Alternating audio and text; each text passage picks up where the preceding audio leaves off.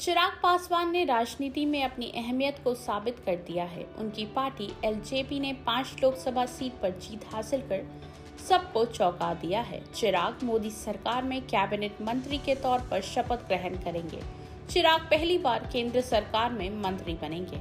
Chirag Paswan NDA के एक ऐसे सहयोगी हैं जिनका लगातार दूसरे लोकसभा चुनाव में स्टारडम रेट 100% रहा। पिछले चुनाव में उनकी पार्टी 6 सीटों पर चुनाव में उतरी थी और सभी सीटों पर शानदार जीत मिली। 2024 के लोकसभा चुनाव में उन्हें गठबंधन की तरफ से 5 सीटें मिली थी और सभी 5 सीटों पर उन्हें जीत मिली। राजनीति में आने से पहले चिराग बॉलीवुड में कंगना रनौत के साथ डेब्यू कर चुके हैं। हालांकि चिराग को यहां ज्यादा सफलता नहीं मिली।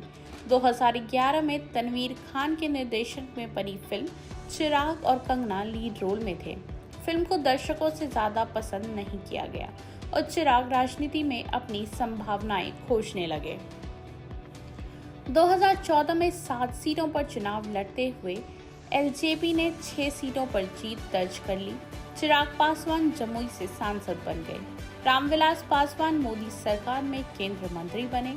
इसके साथ ही राम, मोदी और हनुमान चिराग की दोस्ती के चर्चे देश भर में होने लगे।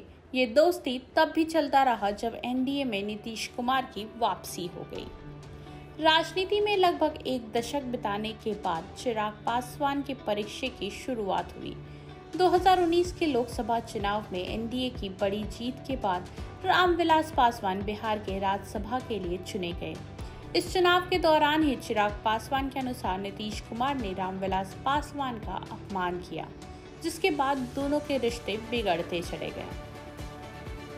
साल 2020 और चिराग की जिंदगी में एक तूफान सा आ गया। परिवार पार्टी में टूट चुनाव आयोग से लेकर अदालत तक पहुंचा। इस दौरान चिराग ने बिहार में अलग अलग जगह पहुंचकर अपने संगठन को भी खड़ा किया, नई टीम बनाई। इस दौरान एक ही बात तय दिखा, वो था नरेंद्र मोदी के प्रति विश्वास, जो चिराग पासवान लगातार मंचों से दिखाते रहे। लोकसभा चुनाव 2024 से पहले भी तमाम अटकलें लगाई जा रही थी। चाचा पशुपति पारस किसी भी हालत में हाजीपुर सीट को नहीं छोड़ना चाहते थे। फिर सीटों को लेकर भी तनाव देखने को मिला। नीतीश कुमार से रिश्ते को लेकर भी मीडिया में खबरें लगातार चलती रही, लेकिन अंततः चिराग पासवान की पार्टी के प्रचार में नीतीश कुमार भी पहुंचे। पीएम मोदी ने कई सभाओं को संबोधित किया। 18वीं लोकसभा चुनाव के परिणाम के बाद चिराग पासवान की राजनीति एक बार फिर चमक गई।